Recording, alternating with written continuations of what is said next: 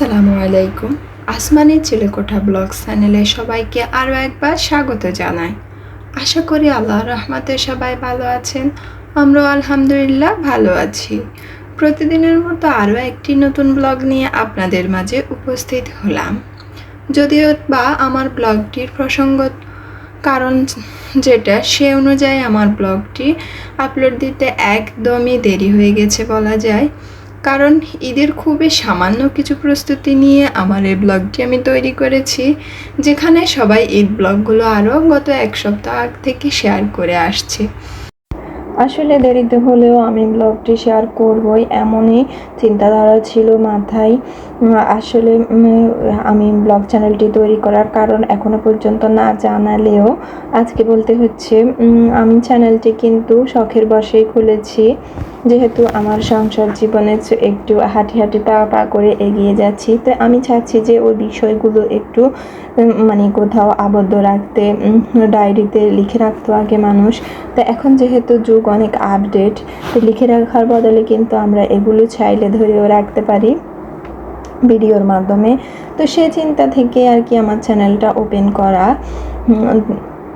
তাই দেরি হলেও আমি আমার ব্লগটি শেয়ার করছি। জানি না আপনাদের কার কাছে কতটুকু ভালো লাগতেছে।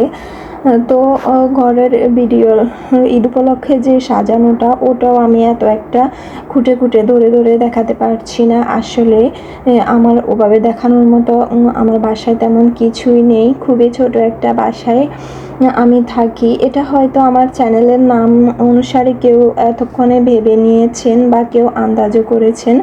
আসলে যার যার ভাবনা অনুযায়ী হয়তো তিনি ভাবছেন। তবে আমি আমার বাসাটা ছোট, ওই চিন্তা থেকেই চ্যানেলটার নাম মাথায় আসছিল। তো সেখান থেকে আসমানি চিলেকোঠা রাখা আর কি চ্যানেলের নাম। আর চিলেকোঠা কেমন হয় সেটা তো কম বেশি আমরা সবাই জানি। তো আর ঘরের সাজানোর ভিডিওগুলো এত একটা বেশি কাছ থেকে কিংবা ধীরে ধীরে কারণ এখানে ওরকম কেনা বা কিছু দামি কিছু নেই। যা কিছু দিয়ে সাজিয়েছি সবই ঘরের জিনিস আর আমার নিজের হাতে তৈরি করা। একটাকে ইয়ে করে আরেকটা তৈরি করেছি। আর এখানে কি কি জিনিস দিয়ে আমি ফুলদানি ফুল এসব তৈরি করেছি, যদি কেউ জানতে চান তাহলে অবশ্যই জানাবেন, পরবর্তী ভিডিওতে জানিয়ে দিব। এত ফেলে দেওয়া ফেলনা জিনিসগুলো দিয়ে আমি কীভাবে ঈদের মাত্র 2-3 দিন আগে চিন্তা করলাম আর সব কিছু বানালাম, নিজেরই অবাক লাগে। আর আমার আজকের ভিডিওটিতে 2-3 দিনের ফুটেজ আছে। এখানে আমি একটা মিয়াকো ইন্ডাকশান ওপেন করার ভিডিও দেখিয়েছি, ওইটা ঈদের পরের দিন সন্ধ্যাবেলা। তো ঈদের পরের দিন সন্ধ্যাবেলায় আমার কিছু মেহমান আসার ছিল। তো সেই উদ্দেশ্যে, যদিও ঈদের আগে চুলাটা কেনা হয়েছে, তবে প্রয়োজন পড়েনি তাই বের করিনি। কিন্তু ঈদের পরের দিন আমার মনে হলো যেহেতু আজ একটু মেহমান আছে, রান্নাও বেশি, তো 2টা চুলা হলে ভালো হয়, সে চিন্তা থেকে বের করে নেওয়া। আর এদিকে মেহমানদের জন্য নাস্তার প্রস্তুতি নিচ্ছি।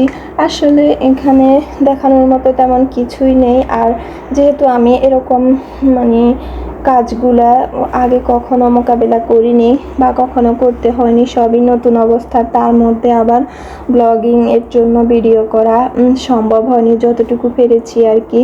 এর মধ্যে একটা ভিডিও ছিল 27 মিনিটের, তো ওটা কখন ক্যামেরা অন ছিল আমি খেয়ালই করিনি, অনেক বড় ছিল। ওটাতে নাস্তা তৈরির বিস্তারিত কিছু ভিডিও ছিল, কিন্তু ওই ভিডিওটা আমাকে কাটতে হলো, মেমোরি ফুল হয়ে যাচ্ছিল বা আরও নতুন কিছু ভিডিওর জন্য জায়গা দরকার ছিল। তো আমি ওইটাই কাটতে বাধ্য হয়েছি। আর ওইটা 27 মিনিটের, এমন মুহূর্তে কাটার প্রয়োজন ছিল যে ওটা যে আমি কাটশিট করে রাখবো তারপর কাটবো, ওটাও সম্ভব হয়নি। তো এদিকে তো আমার নতুন চুলার ইন্ডাকশানে হালিমের জন্য মাংস কষিয়ে নিচ্ছি। তো অফ ক্যামেরায় এতক্ষণে আমার 2টা পুডিং তৈরি করা শেষ। পুডিংগুলা কিছুটা খাওয়াও শেষ। আসলে ছোট মেহমান যারা, ওরা আগে থেকে চাইলে ওদেরকে দিতে হচ্ছে। আর এদিকে নুডলসগুলো তৈরি করে নিয়েছি, এদিকে পায়েস। এরপরের ভিডিওটা হচ্ছে রাতের বেলা বারবিকিউ পার্টি ছিল। তো যেহেতু ক্যামেরার সামনে কেউ আসবে না বা আনা সম্ভব না, তো বাচ্চাদেরকে আগে খাইয়ে দিয়ে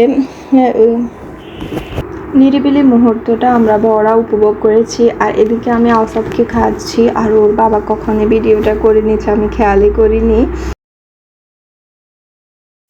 আসলে উনি ভিডিওটা এই খেয়ালই করেছে যে এটা ওর জীবনের প্রথম পার্টি। আর আমিও পরে জানার পর সেই চিন্তা থেকে ভিডিওটা আপনাদের সাথে শেয়ার করলাম। আমাদের গেট আপ নিয়ে কেউ কিছু মনে করবেন না। তো আজ এখান থেকে বিদায় নিচ্ছি। সবাই ভালো থাকবেন, সুস্থ থাকবেন। আল্লাহ হাফেজ।